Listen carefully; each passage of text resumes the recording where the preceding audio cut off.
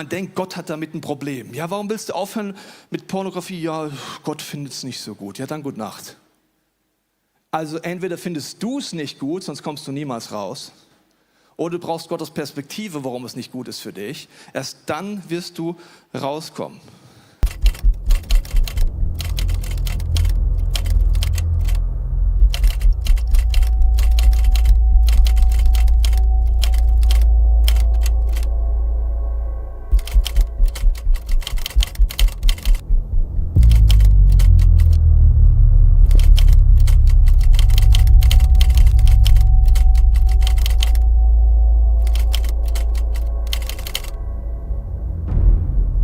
Pornografie hat mir meine Vorstellungskraft geraubt.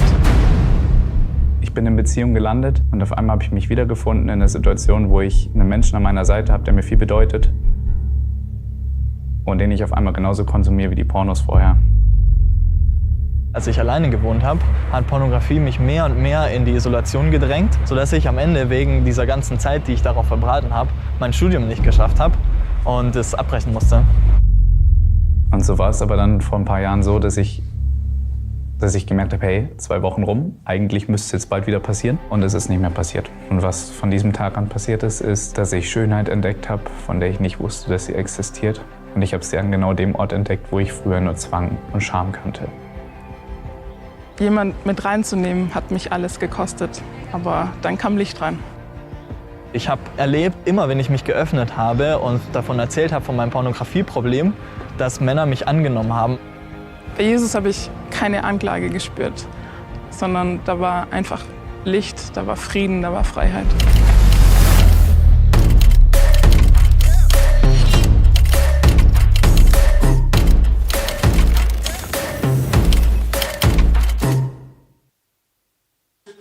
Wir sind heute schon im 4. Teil unserer Serie. Auch heute erwartet dich keine Moralpredigt, sondern eine Predigt, die uns alle herausfordern wird, weil vielleicht hat das Thema Pornografie was mit dir zu tun. 2/3 laut Statistik, die mir heute zuhören, werden entweder selber damit eine Herausforderung haben oder mindestens eine nahe Person kennen, bewusst oder unbewusst, die damit eine Herausforderung hat mit Pornografie. Aber alles, was du auch heute wieder hörst, wirst du merken, das ist das Schöne an der Serie und auch ein bisschen das Unangenehme an der Serie. Das heißt, wenn man sagt, ja, Porno ist gar nicht mein Thema, du wirst merken, dass die Prinzipien dahinter uns doch dann wieder alle betreffen. Dadurch werden wir barmherziger miteinander, wenn wir merken, ja, mein Platzhalter in Anführungsstrichen ist nicht Porno, sondern ist vielleicht was anderes. Wir werden barmherziger miteinander, aber auch vielleicht hoffentlich mit uns selber. Wir schauen uns heute das Thema Sucht an. Wir schauen uns raus, wie wir aus destruktivem Verhalten ausbrechen können. Und ich habe dir den Suchtkreislauf mitgebracht. Und zwar ist der Gedanke der, du hast einen Stoff oder ein Verhalten.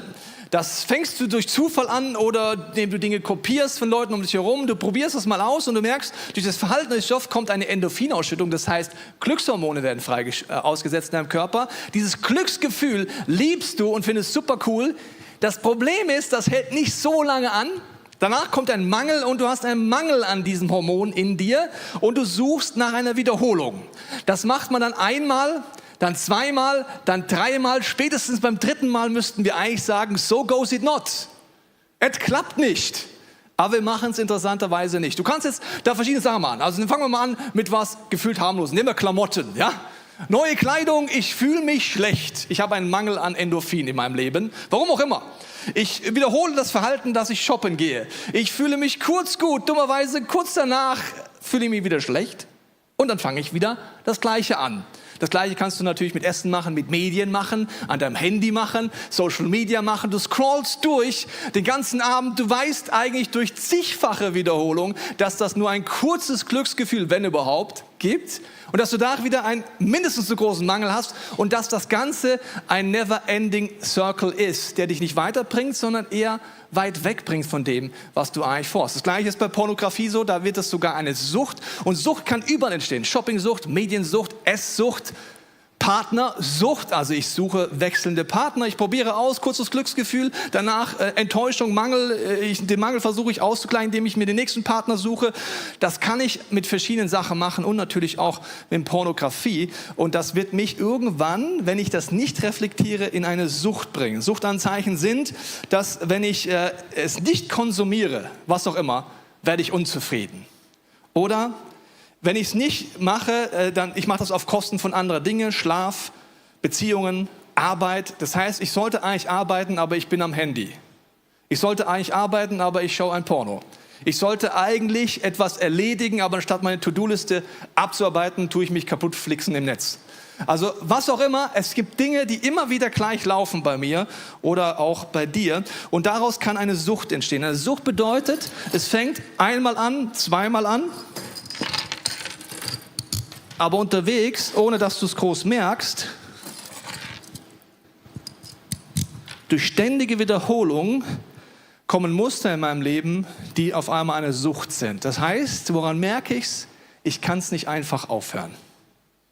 Also ob du eine Shopping-Sucht hast oder nicht, fang mal auf, ein halbes Jahr nicht zu shoppen. Wenn es kein Thema ist und nichts auslöst in dir, hast du gar keine Sucht. Wenn du sagst, jetzt müsste ich aber eigentlich wieder klick, klick, klick, klick, klacks, klacks. Schwierig. Okay, du merkst es erstmal gar nicht, aber dann kommt eine Sucht in dein Leben, dann kommt Unfreiheit in dein Leben. Und durch diese Unfreiheit gibt es eine Challenge, dass die nach und nach deinen Blick trüben wird. Die Sucht gehört dazu, ist wie diese wunderbare Gletscherbrille. Ich sehe fast jetzt gar nichts mehr. Ich sehe nur noch manche Dinge und dein Fokus geht volle Kanne, zum Beispiel auf dieses Verhalten oder auf diesen Stoff. Und du blendest alles aus wie Scheuklappen und du bist getrieben, das wieder zu tun oder zu machen. Und es wird dunkler in deinem Leben. Die Farben gehen weg, die Lebensfreude geht weg. Und je mehr du es machst, weil der Mangel ja immer wieder kommt und du weißt, dass danach Mangel kommt, weil du hast es ja mindestens schon 3-mal probiert, ist, dass dann Schuld in dein Leben kommt und Scham. Die Last ist die Schuld, die Scham ist der Rucksack, den ich mit mir rumtrage und diese Last auf mir halte. Und wir haben uns letzte Woche angeguckt, es gibt unterschiedliche Formen, wie ich mich selbst befriedige. Pornografie ist eine Möglichkeit, es gibt andere. Und es gibt Selbstbefriedigung oder Gottesbefriedigung. Das ist ein großer Unterschied. Bei Selbstbefriedigung geht es immer um mich, es geht gar nichts vorwärts. Wenn Gras wieder wächst, wird es gleich wieder weggemäht, das heißt dreh mich. Bei Gottesbefriedigung kommt wahrer Frieden, wahre Ruhe, wahre Erfüllung. Ich versuche dir jetzt mal eine Bibelstelle vorzulesen, ist gar nicht so leicht mit so einer eingeschränkten Perspektive, aber ich probiere es mal. Im Epheser 5 heißt es, denn was manche im Verborgenen und Süchte, treiben wir tendenziell im Verborgenen. Ist so abscheulich, dass man nicht einmal davon reden soll. Doch wenn durch euch das Licht Gottes, also diese Brille ist gerade das Gegenteil von Licht, auf diese Dinge fällt, werden sie erst richtig sichtbar. Was Gott ans Licht bringt, wird hell. Deshalb heißt es auch, erwache aus deinem Schlaf. Sucht sorgt dafür, dass du passiv wirst, dass du schläfrig wirst, dass du geistlich nicht wach bist. Erhebe dich von den Toten. Sucht kann dich körperlich, seelisch, geistig töten oder Beziehungen töten. Und Christus wird dein Licht sein. Achtet also genau darauf, wie ihr lebt. Nicht wie Unwissende, sondern wie weise Menschen. Nutzt die Zeit, also nicht verplempern der Zeit, nicht verdödeln, nicht mit Medien, nicht mit Social Media, nicht mit Pornografie, nicht mit den Dingen, die mich nicht erfüllen. Woran merkst du, ob du Dinge verschwendest? Wenn im Angesicht des Todes du dich nicht freust über das, was du gerade gemacht hast. Also im Angesicht des Todes denkst du dir nicht, gut, dass ich 2 Millionen Stunden Pornos mehr reingepfiffen habe, oder? Gut, dass ich 3 Millionen Stunden Reels angeguckt habe, die hobbylos waren. Gut, dass ich 6 Millionen Stunden mich kaputt geflixt habe im Netz. Also das wird definitiv nicht so sein. Denn wir leben in einer schlimmen Zeit, seid nicht verbohrt, sondern begreift, was der Herr von euch will. Wir wollen uns das heute genauer anschauen, was Sucht in unserem Leben ist. Wir wollen diese Mechanismen anschauen und wir wollen uns auch schauen, wie wir eine neue Perspektive bekommen. Und das machen wir in 3 Schritten. Ich mache es am Beispiel Pornografie. Wie gesagt, du kannst es übertragen. Die 3 Schritte sind, was machst du, bevor du eine Versuchung hast in deinem Leben? Was kannst du machen, während du eine Versuchung hast in deinem Leben? Und was machst du, nachdem die Versuchung da war? Das sind 3 existenziell krasse Schritte. Wenn du Notizen machst, schreib dir unbedingt auf oder mach dir Fotos, weil was ich jetzt sage, kannst du auf jedes destruktive Verhalten in deinem Leben übertragen.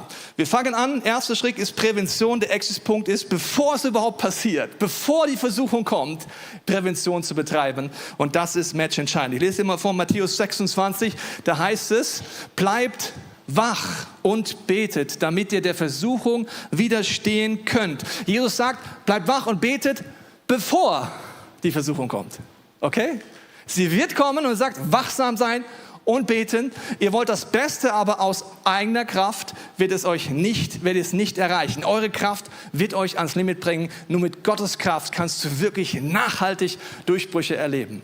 Die zweite Bibelstelle im Korintherbrief sagt uns, es ist uns alles erlaubt, sagt ihr, das mag stimmen, aber es ist nicht alles gut. Mir ist alles erlaubt, aber ich will mich nicht von irgendetwas beherrschen lassen. Prävention heißt, ich will mich nicht beherrschen lassen. Und das erste Tipp ist für Prävention, du brauchst eine göttliche Vision für Freiheit. Nur wenn du ein Ziel hast, das sich lohnt, dafür einen Preis zu bezahlen, wirst du einen Preis zahlen. Woran merkt man das? Du fängst zum Beispiel ein Studium an. Warum? Du wusstest nichts Besseres. Aber bevor du nichts machst, machst du das Studium X. Dann machst du es so lange, bis die ersten harten Prüfungen kommen. Ja? Ich rede nicht so Semesterscheinchen, ich rede über Prüfungen, wo man wirklich lernen muss.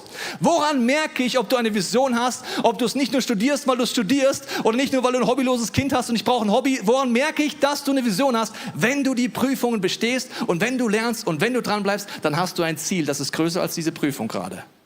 Du hast ein Ziel in dem Job oder eine Vision, die Gott dir gegeben hat und dann bist du bereit, einen Preis zu zahlen. Ohne eine göttliche Vision von Freiheit wirst du nur ganz schwer in Freiheit kommen.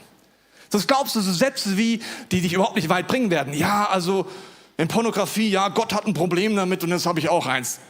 What? Was für eine geile Vision. Oder, ist moralisch falsch. What? Was für eine geile Vision. Du wirst nie frei werden so. Was ist dein Traum? Von was träumst du? Wie willst du sein? Selbstbefriedigung heißt Sex mit mir selber. Also ist das deine Vision? Also es gibt viel bessere Visionen, als Sex mit sich zu haben, oder?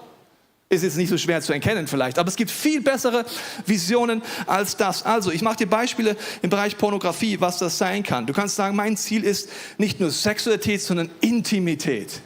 Mein Ziel ist, intime Beziehungen zu einem Partner aufzubauen. Ganzheitlich, wie es letzte Woche hieß, jemanden zu sehen, erkannt zu sein, geliebt zu sein, wie ich bin. Das ist mein Ziel. Mein Ziel ist Vertrauen. Pornografie, sagen Untersuchungen, zerstört so krass Vertrauen in einer Beziehung wie eigentlich nichts anderes, wenn das dauerhaft immer wieder passiert. Ich will ein Mensch sein, der Vertrauen lernt. Ich möchte lernen, dass ein Mensch sein, der nicht in Scham und Schuld gefangen ist, sondern der schnell frei ist. Ich möchte ein Mensch sein, der sagt, ich möchte Selbstwertgefühl haben. Pornografie verändert nicht nur die Art und Weise, wie du Männer und Frauen siehst, sondern Untersuchungen sagen dir, dass Menschen, die regelmäßig Pornografie konsumieren, nicht nur reale Frauen und Männer immer hässlicher finden, sondern sich selber immer hässlicher finden. Du liebst dich immer weniger. Eine Vision wäre, ich will eine Person sein voller Selbstwert, voller Selbstbewusstsein. Ich will eine Person sein, die frei ist, die mit negativen Gefühlen umgeht. Ich werde eine Person sein, die mit Stress umgehen kann. Ich werde eine Person, die einfach mit Ablehnung umgehen kann. Ich werde eine Person sein, die keinen Filter mehr braucht auf dem PC, weil ich werde eine Person sein, die frei sein will. Die nicht nur sagt, ich brauche irgendwelche Sachen, die mich schützen, weil mein Herz will so frei sein, dass du mich noch so sehr versuchen kannst. Ich werde es nicht tun. Ich werde eine Person sein, deren Augen nicht irgendwo hinwandern, wo ich nicht will, sondern nur wo ich sage, dass sie hingehen, gehen sie hin und sonst gar nicht. Ich werde eine Person sein. Vielleicht merkst du das? Ohne Vision, ohne eine göttliche Vision wirst du nicht in Freiheit kommen. Glaube ich nicht. Warum? Immer wenn die Prüfungen kommen, die Bibel nennt das Versuchungen, wirst du aufgeben.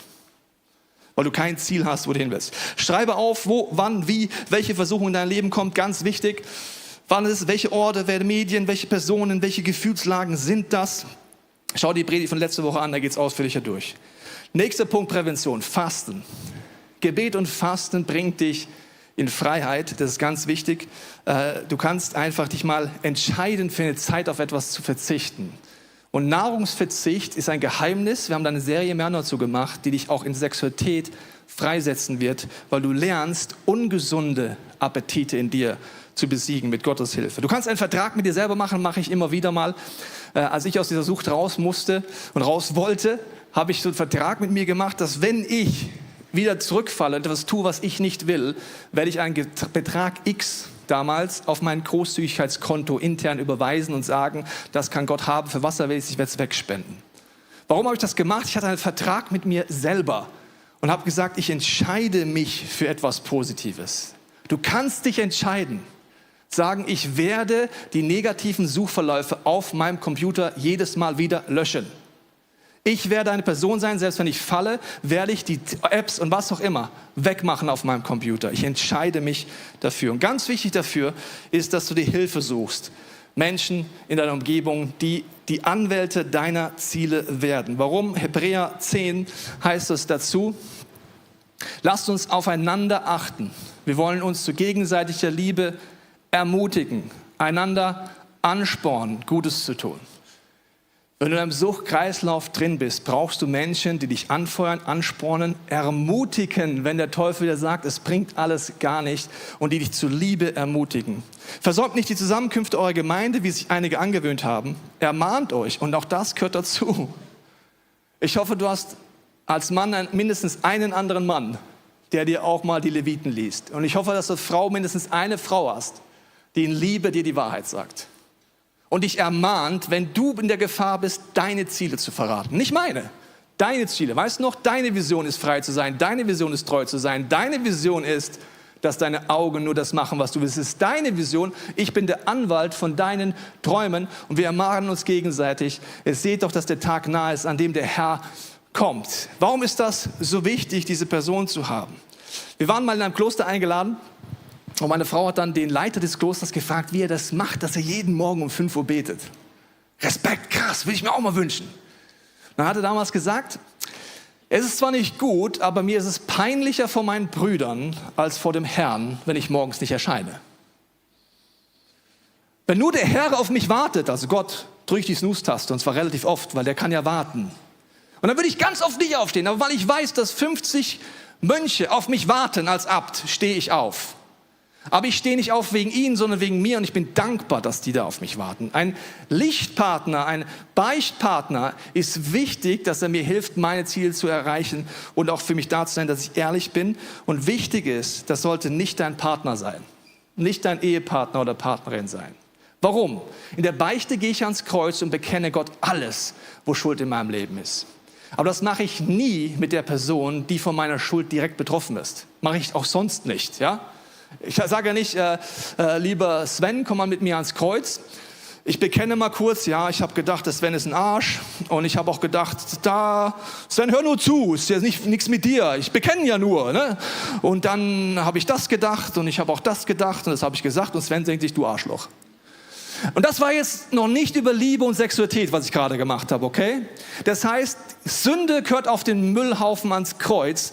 Wiederherstellung muss in die Beziehung mit dem Partner rein. Deswegen brauche ich dieses Vertrauen, dass mein Partner und meine Partnerin mit dem gleichen Geschlecht jemand hat, der mit Liebe und Wahrheit die Punkte angeht, und dass mein Partner mit mir schon die Dinge klärt, aber ich muss nicht jedes Bild wissen, das du angeguckt hast. Ich muss nicht jeden Gedanken wissen, den du jemals gedacht hast.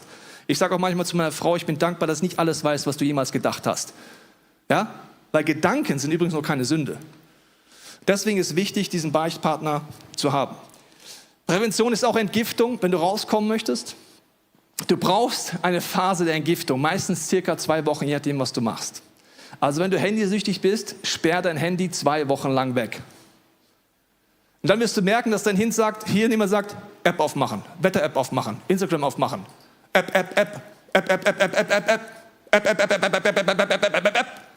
Aber wenn du das App nicht hast, wird es nach 2 Wochen, ich verspreche es dir, weniger. Das nennt man Entgiftung. Wenn du pornografiesüchtig bist, ist dein Körper süchtig nach dem Ausschütten dieser Hormone. Du musst 2 Wochen einen Weg finden, durchzuziehen. Wenn du das machst, ist körperlich der Durchbruch da. Im Kopf noch nicht. Aber es ist wichtig zu entgiften. Begrenze dich selber, Prävention. Das können natürlich Filter sein auf deinem Computer, das können Dinge sein, wo du sagst, die will ich nicht mehr tun, da richte ich Sperren ein. Und ich proklamiere göttliche Wahrheit. Ganz wichtig.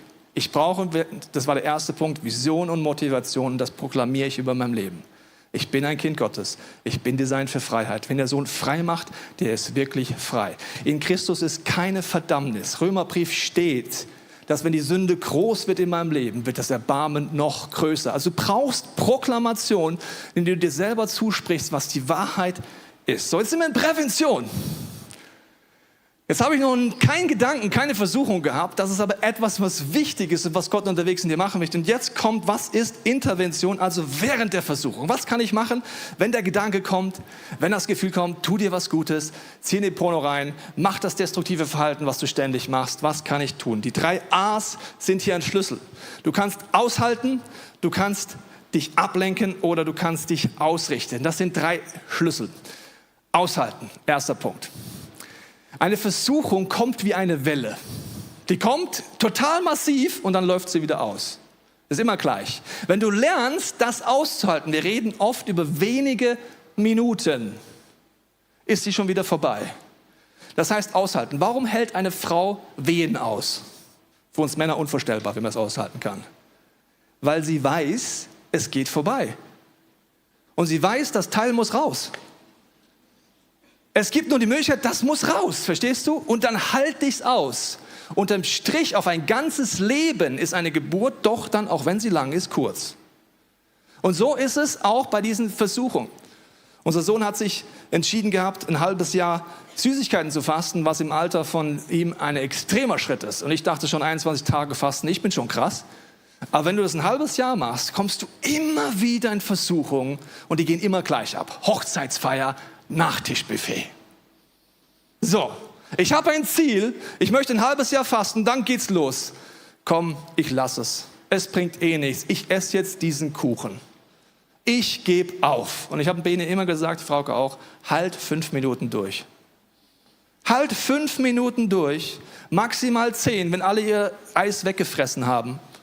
Und schau, was passiert. Und er hat es jedes Mal, den Kampf gestellt. Und danach war er glücklicher, zufriedener, erfüllter, weil er es geschafft hat, 10 Minuten etwas auszuhalten. Das ist eine Versuchung. Der Teufel redet dir ein, es ist zu krass, zu heftig. Nein, es sind ein paar Minuten.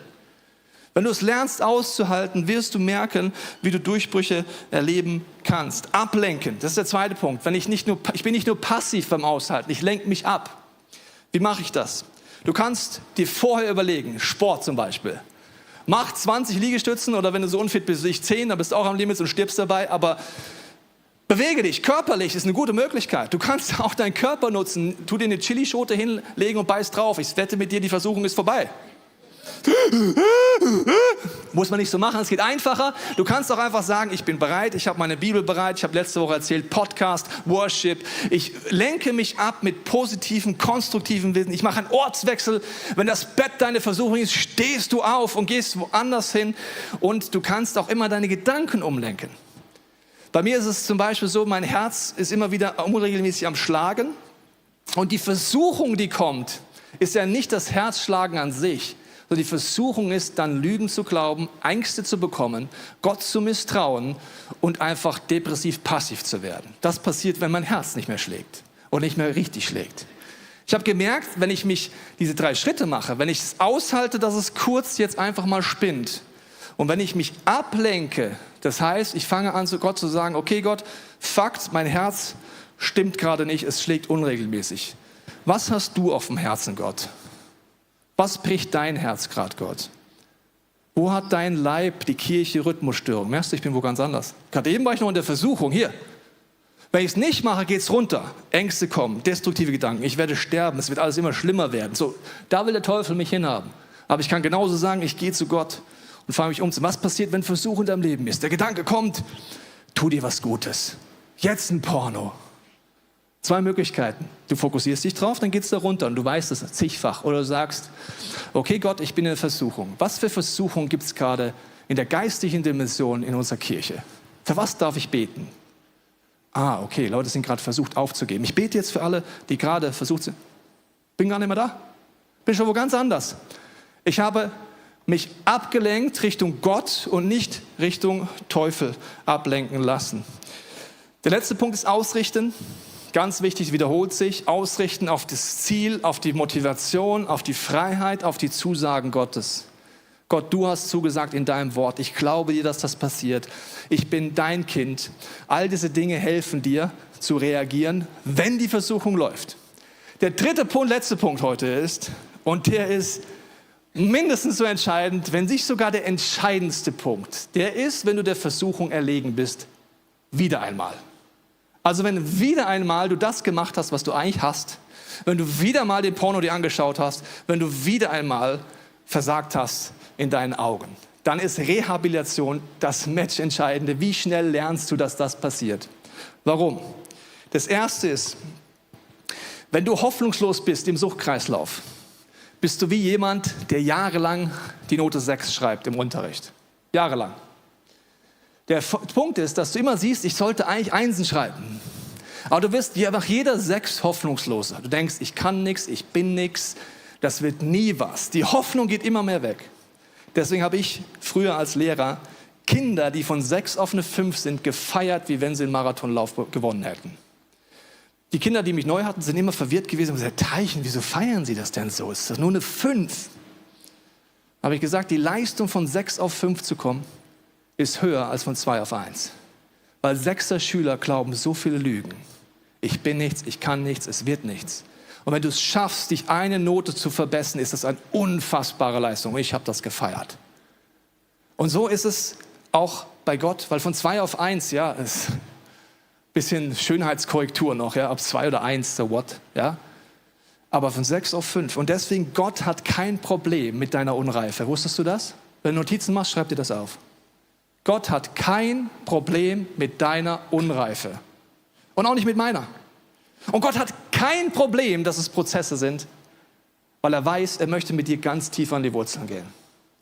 Und deswegen ist es wichtig, wenn du sagst, okay, ich habe jetzt zum Beispiel das Thema Selbstbefriedigung, Pornografie, es ist unkontrollierte Sucht. Und ich sage, ich will Freiheit haben. Und dann bist du im Gottesdienst und sagst, Amazing Grace, ab heute komplette Freiheit. Bis jetzt mehrere Pornos am Tag, bis jetzt absolute Sucht, bis jetzt ständige Selbstbefriedigung. Aber morgen, ab morgen bin ich komplett frei.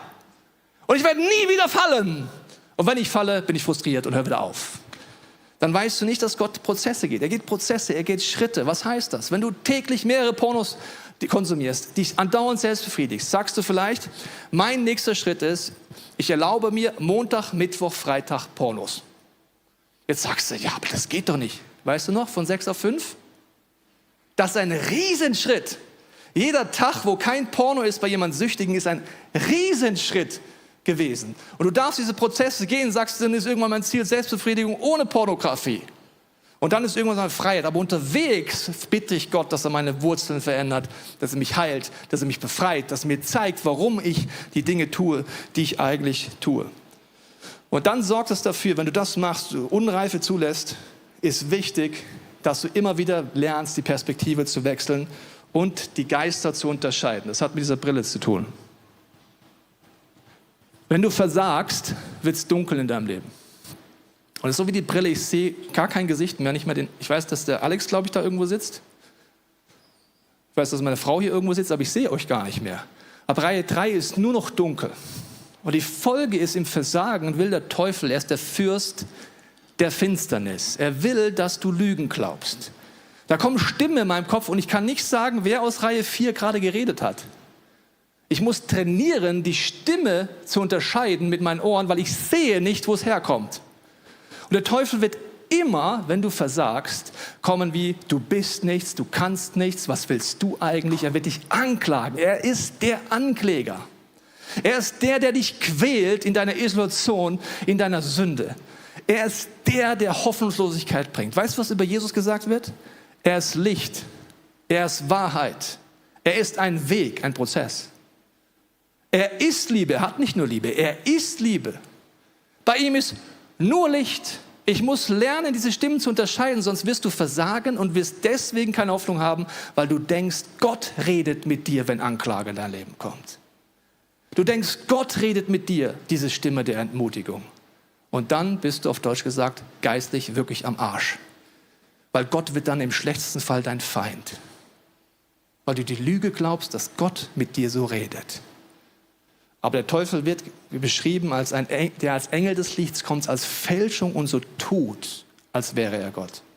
Und deswegen ist es so wichtig, wenn du dich Gott näherst, dass du verstehst, du brauchst einfach, dass du Gott wirken lässt. Das sind 4 Bibelstellen, ich wiederhole sie nochmal, ich habe sie schon ein paar Mal gepredigt, ich werde sie immer wieder predigen, die mir zeigen, dass Gott es in mir macht, dass ich keinen Lügen glaube. Erstens, Jesekiel 36, 26, da heißt es, Gott bewirkt es in dir, er schenkt dir ein neues Herz.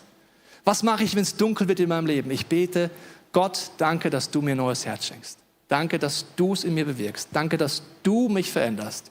Ich kann es nicht. Ich bin in diesem destruktiven Kreislauf drin.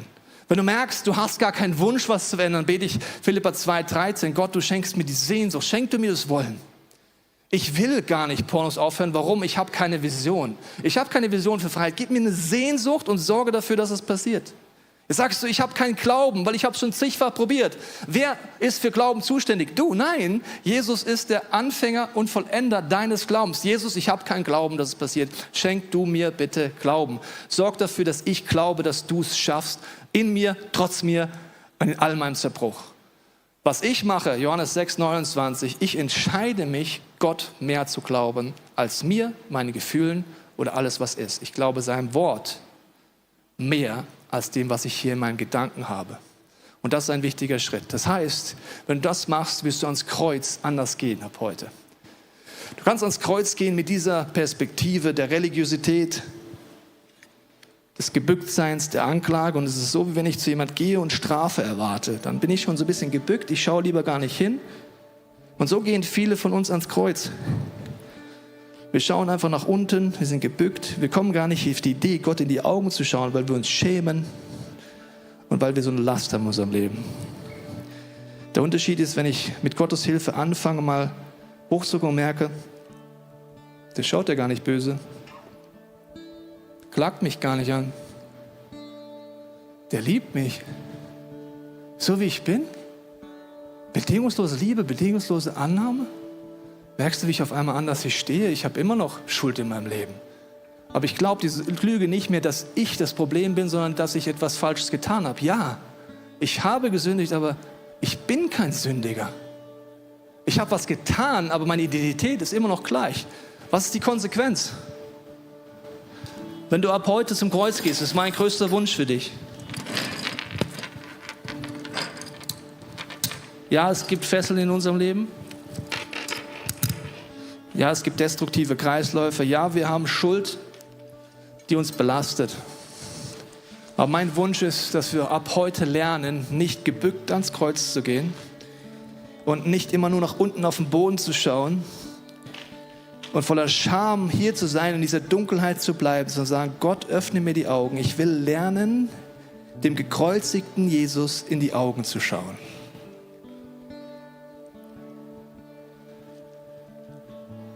In Gottes Augen ist nur Liebe. Da ist nur Annahme. Da ist Freiheit. Dann merke ich als Kind Gottes, ich muss mich nicht schönreden, warum? Ich will ja frei werden. Ich will das doch alles gar nicht mehr. Ich muss mich auch nicht mehr rausreden. Warum? Ich habe doch schon lange den Traum und ich weiß, dass du mich für was anderes gemacht hast. Und deswegen lasse ich auch meine Schuld und meine Scham bei dir und bin nicht gebrochen. Und die Gnade Gottes sorgt dann dafür, dass er mit die Fesseln aufmacht, in diesem Prozess, wo ich dorthin gehe und ihm in die Augen schaue und einem liebevollen Gott begegne, der mich nicht anklagt, der alles weiß, der unlimitiert ist und der in meinem Leben wirken will. Und die Grace, die gerade meine Füße hier aufmacht, heißt nicht umsonst Grace heute, weil das ist Gnade. Dass die Fesseln als Konsequenz von dieser Haltung weggehen, kann ich gar nicht machen.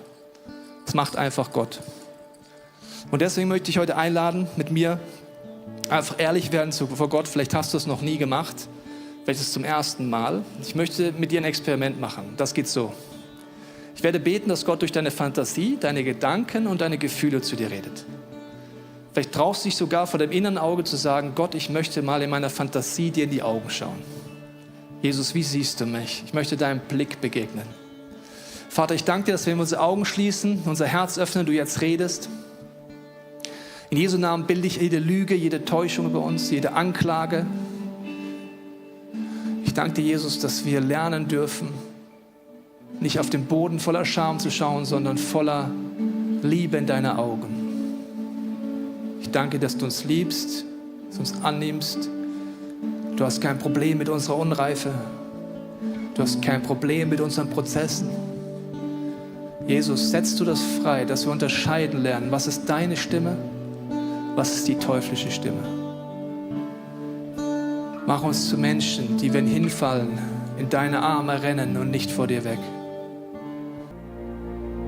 Wir hoffen, dass der Podcast dich inspiriert hat und dir neue Ideen für deine Beziehung mit Gott gegeben hat. Wir glauben, dass Kirche eine Familie ist und egal, ob du online dabei bist oder hier vor Ort bist in der Region, wir wollen dich sehr gerne kennenlernen. Wenn du möchtest, komm auf unsere Homepage vorbei unter Finde Anschluss. Dort findest du unter anderem Welcome to Church, wo wir uns gegenseitig kennenlernen, deine Geschichte gerne hören wollen und dir helfen wollen, wenn du möchtest, ein Teil dieser Kirchenfamilie zu werden.